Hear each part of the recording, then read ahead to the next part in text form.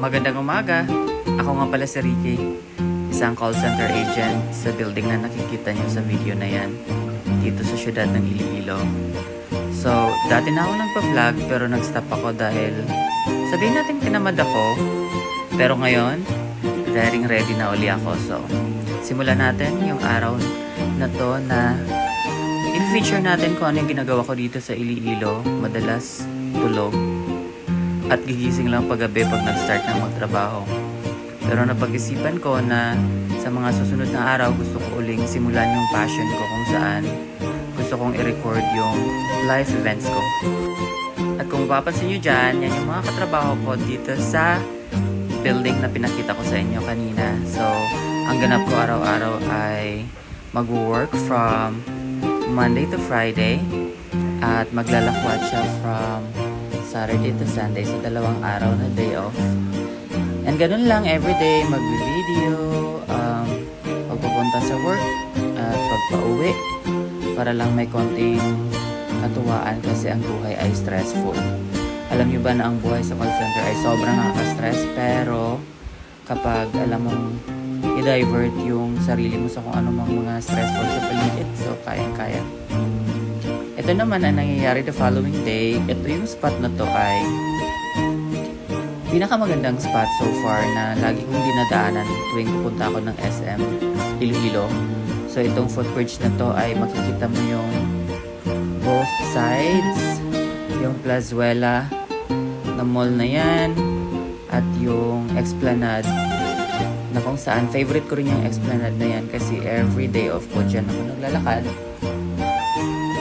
Dyan ako gumagala everyday. So, alam nyo ba na ang Iloilo ay ang sarap i-walking kasi marami silang Esplanade, guys. Kahit sa gitna ka ng highway, ang daming Esplanade.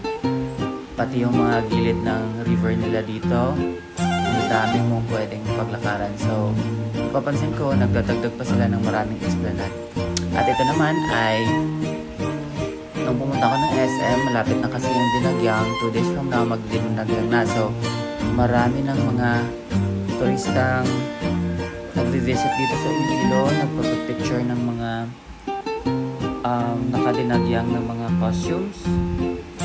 Dahil dito sa SM Mall ay advanced na sila. So, habang ako ay nag-shopping dito sa Uniqlo, which is my favorite clothing brand.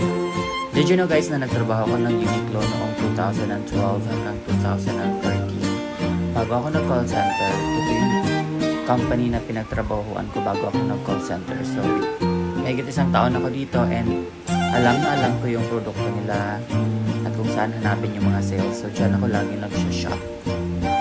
Tapos, after ko mag-shopping, pumunta tayo ng Starbucks kasi gusto nating matry uli yung favorite drinks ko na grapefruit. Gusto ko yung flavor ng drinks na yon. And good thing may Starbucks dito sa Iloilo. Maraming options dito or sites dito ng Starbucks. At isa na dyan yung andito sa SM.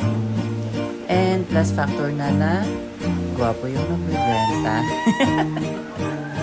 At andyan tayo. Magpapakit tayo habang nag-aantay ng ating order. So, konting selfie, video. Kasi alam mo naman, pang record for my vlog. And ayan na, more on video pa din. Usually ginagawa ko lang to, guys, kapag day off ko. So, ginagawa ko is gumagala ko at pinupuntahan ko yung mga lugar kung saan ako makakapag-relax. At isa na dyan yung mga coffee shop na nasa Iloilo. And of course, at ayan na, pauwi na tayo. So, video uli. Kadami ako nung pinamili ko sa SM. Ubusan ng pera to, guys, kasi sweldo. Ganyan talaga yung mindset lagi, no? Pag nag-sweldo, shopping ka agad. Pero, hindi naman natin nakakalimutan na magtabi para sa future. So, yun yung importante. Una ko munang binabayaran yung life insurance ko before ako mamamalengke na kung ano gusto ko. And deserve natin yan kasi nagpapagod tayo buong gabi. So, kailangan nating i-reward yung sarili natin. And paglabas ko ng SM, isa dito sa pinakamagandang view.